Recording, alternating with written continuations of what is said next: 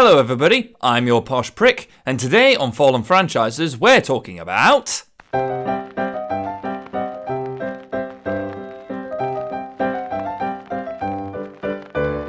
Harry Potter is a series of 7 children's fantasy novels written by British author and now infamous TERF, J.K. Rowling, which chronicle the life, times, trials, and traumas of the eponymous Harry Potter as he navigates a secret magical world and faces off against the evil Dark Lord Voldemort and his followers. And on top of all of that, is one of the most successful franchises to ever exist. From the novels which began in 1997, we've got movies, games, plays, spin-off books, spin-off movies, websites, online RPGs, Universal Resorts, you name it. I mean, they're still making installments based on this franchise. First edition copies of Philosopher's Stone sell for upwards of 200,000 quid. As a result, it's hard to say for sure whether or not Harry Potter classifies as a Fallen franchise, but, well, given the diminishing returns on the Fantastic Beasts movies, it's safe to say that it isn't exactly in its heyday anymore. But we'll get onto all that later. For right now, let's start at the beginning.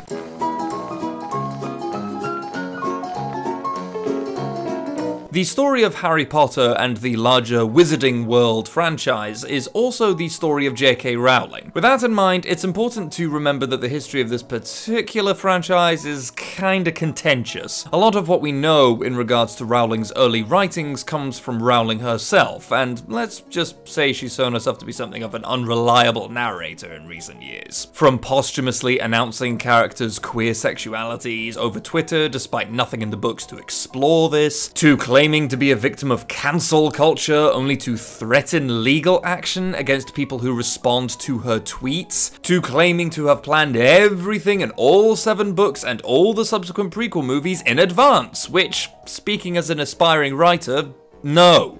Just flat out no to that. But I'm not getting into J.K. Rowling's personal character yet. For right now, we're just going to focus on the, quote, facts of the case. Rowling completed her manuscript for Harry Potter and the Philosopher's Stone in 1995, and through the Byzantine labyrinth that is the publishing industry, eventually got picked up by Bloomsbury, who published the book 26th of June, 1997. Chamber of Secrets, Prisoner of Azkaban, and Goblet of Fire were released over the following 3 years, Order of the Phoenix was released in 2003, Half-Blood Prince came out 2005, and the final Deathly Hallows was unveiled in 2007. However, during this time, something else happened when Rowling sold the film rights to Harry Potter to Warner Brothers in 1999 for a comparatively meager sum of £1 million. I mean, I've only got so much sympathy for one of the wealthiest authors living today, and £1 million ain't exactly something to scoff at, but considering just how well the movies did, it's kinda weird to learn that the rights were sold for a fraction of what they pulled in. Lesson for all of you would-be authors out there, never undersell yourself. Anyway, this is the point when Harry Potter really takes off as a franchise, not just as a series of books. While the books are undeniably popular, it was really the films which catapulted us into the current oversaturated hellscape of websites, spin-offs, merchandise, etc, etc. Rowling agreed to hand over the film rights under very strict conditions. She insisted on the cast being 100% British unless the character is explicitly stated otherwise in the books, and she also had a great deal of creative control right all the way through the series. This is starting to give us some foreshadowing of things to come, but we'll get to that later. Like many adaptations, it's hard to talk about the Harry Potter books and the Harry Potter movies as the same entity. They're kind of separate from each other, but not really. One is an offshoot of the other, but at the same time they're both pretty equal in regards to their popularity. This is something of a departure from other big franchises. For comparison's sake, the first thing that might come to a person's mind when you say Marvel might be the comics or the movies.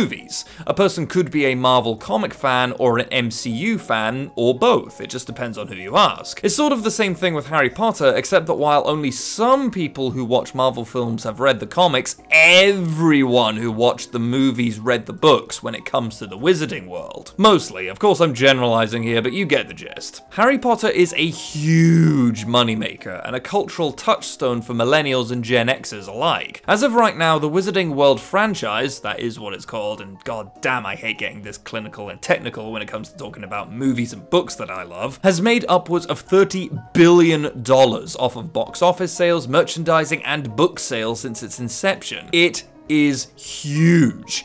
Everyone knows Harry Potter. Everyone gets the references, even if they've never read the books or seen the movies. Things like Gryffindor and Slytherin and all that have become a part of our cultural lexicon. We all recognize that symbol. We all know that jingle. I would even argue that the MCU hasn't stuck in our collective pop cultural headspace the way that Harry Potter did. Part of that is due to the imagination of J.K. Rowling's world, while her actual writing is a bit scattered. Seriously, reread some of those early books. It is an author's first few novels and they read like it. The quality of the world is amazingly immersive. Something about it, some magical formula, in these books and films appeals to readers and viewers on a near primordial level. For a lot of us, Harry Potter was the first thing which stirred our childhood imaginations in such an engaging way. It sucked us in and made us feel welcome in a way that not a lot of fictional worlds do. Hunger Games. We can read or watch Harry's first trip to Hogwarts and so easily imagine ourselves in that same position. We could put ourselves in Harry, Ron, and Hermione's shoes. We've all had elitist bullies in our life like Malfoy. We've all had those awkward interactions with our crushes like Ginny did. Those humanizing moments brought the story down to reality for us, while the magical elements whisked us away to something better. It's fun, it's imaginative, and it makes us feel like kids. As blasphemous as it is to say, Harry Potter is our generation's Lord of the Rings. So...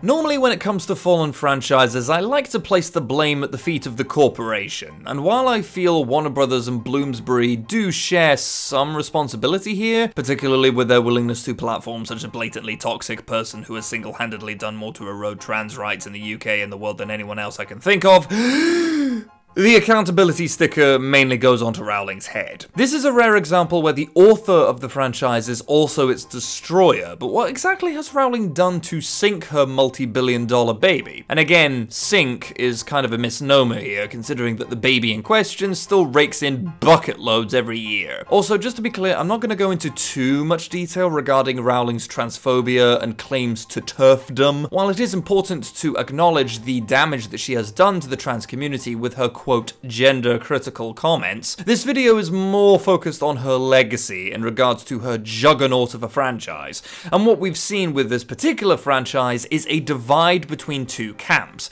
that of the author and that of the fans. We've seen this kind of thing happen before, the classic example being the man himself, Tolkien. After the Lord of the Rings books were pirated in America, the author completely lost control of the meaning of his work, with many members of the American countercultural movement seizing on the books as representing the struggle of the little guy against the big bad machine, or stating that the ring somehow represented nuclear weapons, I guess, if you squint. Tolkien famously despised allegory and hated it when people tried to apply particular intended meanings to his writing, but once you put a piece of media out there, be it a book, a movie, a game, or whatever, you can't really help what consumers of your media will read into it. Harry Potter is much the same, but one thing that Rowling has, which Tolkien thankfully didn't, is a Twitter account. We've already touched on it, but she has made prolific use of Twitter and the official Pottermore site to address her fans. Not only has she used her account to spread some real not good transphobic opinions, but she has also attempted to retroactively alter or fix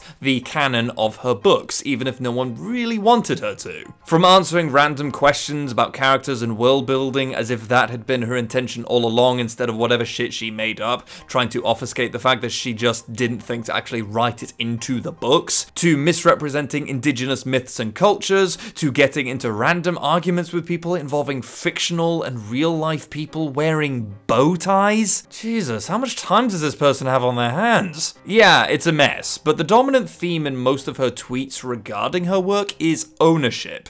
If you read between the lines, Rowling is effectively trying to claim dominance of her franchise rather than leaving it open for the fans to enjoy however they please. And we can see this beyond her tweets. To this day, she still holds a great amount of creative control over anything Harry Potter related. Back when the first set of films were getting made, she had the authority to shoot down or approve any ideas that the directors or scriptwriters sent her way. She's even listed as a producer for Deathly Hallows Part 1 and 2, giving her an incredible amount of power on the way those films were made. Rowling was effectively the final arbiter for the films. Not necessarily a bad outcome on its face, but compare this to other authors like Alan Moore or Stephen King, who were pretty much given no input over what goes into adaptations of their books. Whether by personal choice or the studio just being dicks, most authors don't really have the same kind of creative power that Rowling has, and she will be damned if she's not gonna use it. She's the sole writer for the Fantastic Beasts movies. She even wrote all of those little real-life chocolate frog cards herself. When it comes to Harry Potter, it is my way or the highway on everything. On the one hand, as an aspiring writer myself, I do get it. I mean, for all intents and purposes, this was Rowling's baby, and by opening up for the rest of the world to tinker and interpret however they wished, it would be like watching your kid leaving home. Necessary, but undeniably painful. That being said, if we're following through on our parent-child metaphor here, what Rowling did was comparable to someone never allowing their child to leave home, never letting them leave the nest. Essentially, never wanting their child to change, wanting to possess them, to own them, and that's a really toxic thing to do with your work, and just kind of speaks to the ego and the insecurity of the author. Again, this is kind of speculation, but it really seems like Rowling can't bear to have anybody else's fingers in her pie. That's why she maintains such a stranglehold over the films, is why she's getting into these million thread-long Twitter arguments, is why she's giving these really forced explanations about how wizards poop. It's just embarrassing, and it screams as someone who, when faced with perceived criticism, fights back and tries to posthumously fix the criticism rather than shrug it off and just leave good enough alone. See, I wasn't wrong. I didn't miss this detail in my books or forget to do this piece of world building. I tweeted out an entire explanation for the thing that you're criticizing me for, so I'm completely vindicated. We see the same attitude reflected in her transphobic statements. Time and again, she has presented this narrative about herself that she is a reasonable person, just asking reasonable questions that no one is brave enough to answer, no matter how many people actually do try to answer them and explain to her why she's wrong. She's not being transphobic, she's just asking why trans people should be allowed to share bathrooms with, quote, real women. She's simply asking why trans people pretend like chromosomes don't mean anything, and that biological sex doesn't exist. An argument that literally nobody in the trans community is making. But honestly, the laundry list of transphobic things that Rowling has said is longer than my arm, and if I was to go into every one of them, we'd be here all day. The long and the short of it is that Rowling has used her considerable power and influence to spread harmful misinformation about trans people, which have serious real-world consequences. But since she can't admit to that and apologize without openly acknowledging criticism, she doubles down. She pretends like she's the victim. She perpetuates this narrative about herself that she is the wronged party, simply speaking truth, and it's the rest of the world's job to get on her level. In Rowling's mind, she's not the problem, everyone else is the problem.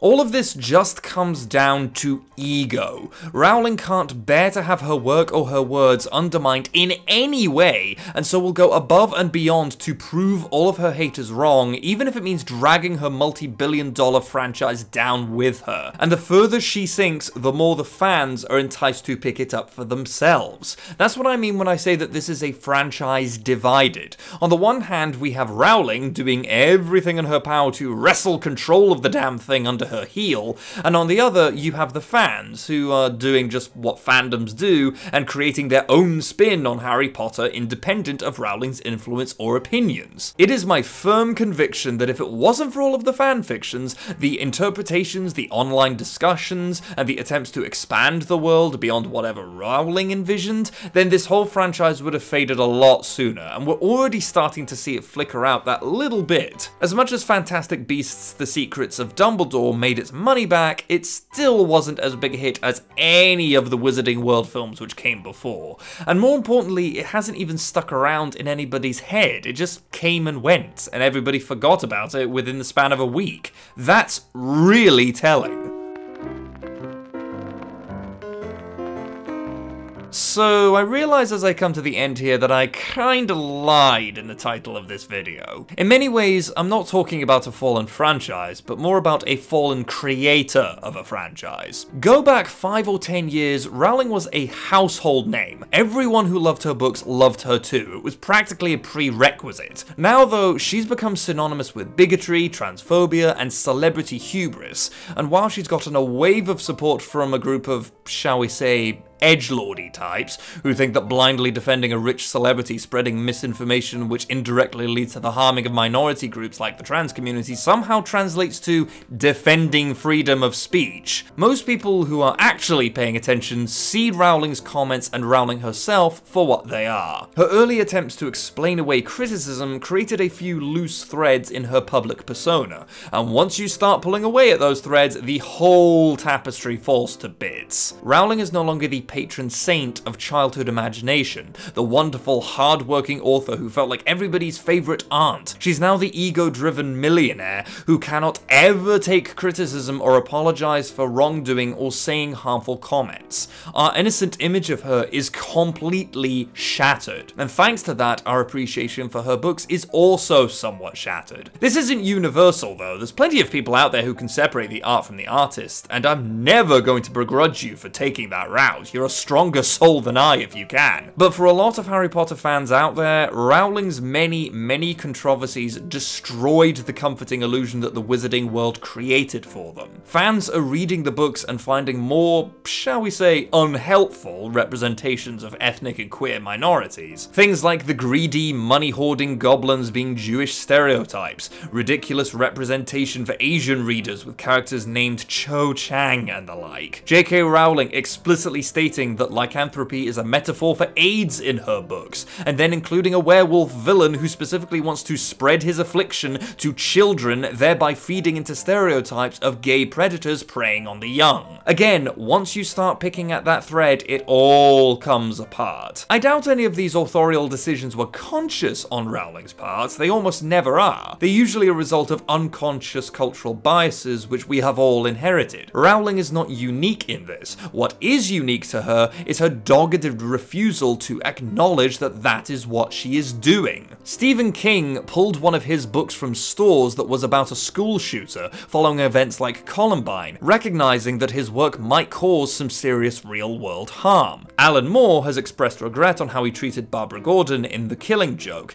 and said that he wishes his editor had reined him in a bit more instead of letting him just turn Barbara Gordon into yet another chick in the fridge. Octavia E. Spencer branded her third book, Survivor, as really offensive garbage, and flat out refused to let it be reprinted after apologising for playing into indigenous stereotypes. These aren't exactly one-to-one parallels with Rowling, but I think the point still stands. All of these authors saw flaws in their work, acknowledged people's criticisms, and took it on the chin and expressed regret. Rowling has not done any of this. She has doubled down on every bad faith argument she has, dug her heels in like a stubborn teenager, and refused to apologise for fear of her ego getting bruised, thereby exposing the kind of person that she really is. If Rowling was really the open-minded, reasonable person that she believes herself to be, then she would maybe, I don't know, listen to some of the people responding to her transphobic tweets, trying to tell her and explain to her why she's wrong, trying to rebuff her statements and educate her on the subject of transsexuality. But no, she's not doing that, because she's not an open-minded, reasonable person willing to have her mind changed. If she was, her mind would have changed by now. The extent to which Harry Potter fans have distanced themselves in their love for the franchise from its original author is kinda staggering, really. Not wholly surprising, but still staggering. People are writing novel-length fanfictions, creating stories and characters which steer very much away from the original canon. And more importantly, this side of the Harry Potter world is just as popular as the books or the films. Even Warner Brothers are starting to distance themselves from Rowling. There's a reason the entire cast of Harry Potter, mostly, have condemned her statements. There's a reason Rowling was not at the 20-year anniversary special of her own franchise. Everyone, even the studio, knows what kind of a person she is. To put it simply, she's not a person that people like, especially people who find great meaning in her books. So does this mean that Harry Potter and the Wizarding World franchise are doomed? Probably not. This is one of those franchises that seems pretty much unkillable. It doesn't matter what Rowling says or does, people are always going to have that special attachment to this property because it played such an integral part in their formative years. My guess is that the fans will continue to do their own thing, create their own work set in the Wizarding World, and do their best to pretend like J.K. Rowling's shadow isn't forever looming over them. The more she doubles down, the more people are going to treat her like that one shitty grandma that no one talks about. And that's going to hurt nobody more than herself. But who knows, maybe she will see the light, relinquish control of the franchise, and let some fresh-faced, less turfy talent come in and give this universe a fresh coat of paint.